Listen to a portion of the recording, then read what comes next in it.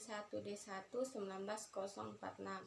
Baiklah, di sini saya akan memaparkan materi sosial linguistik dari kelompok saya, yaitu kelompok 3. Adapun materi yang dibahas di kelompok saya yaitu berbagai variasi dan jenis bahasa. Bahasa merupakan salah satu sarana komunikasi yang sangat penting bagi masyarakat. Bahasa merupakan ciri yang paling khas dari manusia yang mampu membedakan dari makhluk lainnya. Ilmu yang mempelajari bahasa adalah linguistik. Bahasa juga memiliki peranan yang sangat penting bagi manusia, terutama dalam hal komunikasi. Bahasa sebagai alat interaksi sosial atau alat komunikasi manusia. Bahasa sebagai alat komunikasi, identitas, serta alat pemersatu bangsa. Suatu bangsa memiliki dialeknya masing-masing. Berikut ini saya akan menjelaskan bentuk-bentuk variasi bahasa. Kerr dan Agustina membedakan variasi bahasa menjadi 4 bagian. Yang pertama, variasi dari segi penutur, variasi dari segi pemakai, variasi dari segi keformalan, dan variasi dari segi sarana. Di sini saya akan menjelaskan terlebih dahulu, yaitu variasi bahasa dari segi penutur. Variasi bahasa dilihat dari segi penutur terdiri dari 4 bagian. Yang pertama, dialek, yaitu variasi bahasa yang bersifat perseorangan yang berkenaan dengan warna suara, pilihan kata, gaya bahasa, susunan kalimat, dan sebagainya.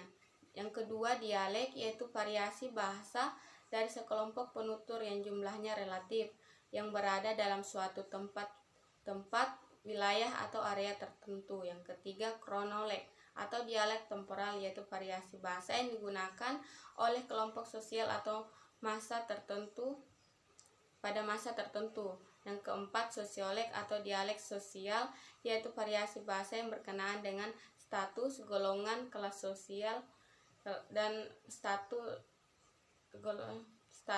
golongan dan kelas sosial. Baiklah, yang kedua yaitu dari segi pemakai. Variasi bahasa berkenaan dengan penggunaannya, pemakaiannya atau fungsinya disebut fungsiolek. Ragam atau register, variasi bahasa berdasarkan bidang pemakaian ini adalah menyangkut bahasa itu digunakan untuk keperluan. Untuk bidang apa variasi bahasa berdasarkan bidang kegiatan, ini paling tampak cirinya adalah dalam bidang kosakata. Seperti bidang kegiatan ini biasanya mempunyai sejumlah kosakata khusus atau tertentu yang tidak digunakan dalam bidang lain. Namun variasi berdasarkan bidang kegiatan ini tampak pula dalam tataran morfologi dan sintaksis. Yang ketiga yaitu variasi dari segi keformalan. Berdasarkan tingkat keformalan, Martin Jones dalam bukunya The Five Clauses membagi variasi bahasa atas 5 macam gaya, yaitu yang pertama gaya atau ragam beku, yang kedua gaya atau ragam resmi, yang ketiga gaya atau ragam usaha, yang keempat ragam atau ragam santai, dan yang kelima gaya atau ragam akrab. Yang pertama, ragam beku adalah variasi yang paling formal yang digunakan dalam situasi khidmat dan upacara-upacara resmi, misalnya upacara kenegaraan, khutbah masjid, tata cara pengambilan sumpah kitab, undang-undang atau notaris, dan surat-surat keputusan.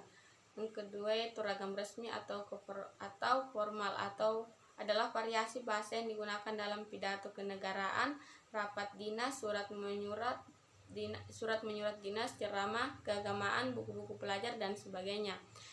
Ragam santai atau ragam kasual adalah variasi bahasa yang digunakan dalam situasi tidak resmi, contohnya untuk berbincang-bincang dengan keluarga, teman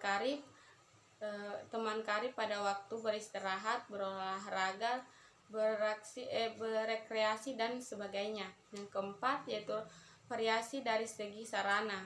Variasi bahasa dapat pula dilihat dari segi sarana atau jalur yang digunakan. Dalam hal ini dapat disebut adanya ragam lisan dan ragam tulisan, atau juga ragam dalam berbahasa menggunakan sarana atau alat tertentu, yakni misalnya telepon dan telegram. Adapun jenis-jenis bahasa. Yang pertama, jenis bahasa berdasarkan sosiologis. Penjenisan berdasarkan faktor sosiologis artinya penjenisan itu tidak terbatas pada struktur internal bahasa, tetapi juga berdasarkan faktor sejarahnya, kaitannya dengan sistem linguistik lainnya, dan pewarisan dari satu generasi ke generasi berikutnya. Stewart dalam Pearsham menggunakan 4 dasar menjelaskan bahasa-bahasa secara sosiologis. Yang pertama yaitu standarisasi, yang kedua otonom, yang ketiga historis, dan yang keempat vitalitas. Yang kedua, jenis bahasa berdasarkan sikap politik. Berdasarkan sikap politik atau sosial politik, kita dapat membedakan adanya bahasa nasional, bahasa resmi, dan bahasa negara, dan bahasa pemersatu. Perbedaan ini dikatakan berdasarkan sikap sosial politik karena sangat erat kaitannya dengan kepentingan bangsa. Yang ketiga, jenis bahasa berdasarkan tahap perolehan. Berdasarkan tahap perolehannya dapat dibedakan adanya bahasa ibu, bahasa pertama dan bahasa kedua, dan seterusnya. Dan bahasa asing, penanaman bahasa ibu dan bahasa pertama adalah mengacu pada satu sistem linguistik yang sama, yang disebut bahasa ibu adalah satu sistem linguistik yang pertama kali dipelajari alamiah dari ibu atau keluarga yang memiliki seorang anak. Yang keempat yaitu lingual franca. Yang dimaksud dengan lingual franca adalah sebuah sistem linguistik yang digunakan sebagai alat komunikasi sementara oleh para partisipan yang mempunyai bahasa ibu yang berbeda. Dulu bahasa Latin Eropa sebuah lingual franca bagi bangsa-bangsa Eropa. Pemilihan satu sistem linguistik menjadi sebuah lingual franca adalah berdasarkan adanya kesaling pahaman di antara sesama mereka. Bahasa Latin dulu dipahami oleh semua bangsa di Eropa. Bahasa Melayu juga dipahami oleh semua suku bangsa di Nusantara. Mungkin itu saja materi yang dapat saya sampaikan. Lebih dan kurangnya mohon dimaafkan. Saya akhiri dengan ucapan wassalamualaikum warahmatullahi wabarakatuh.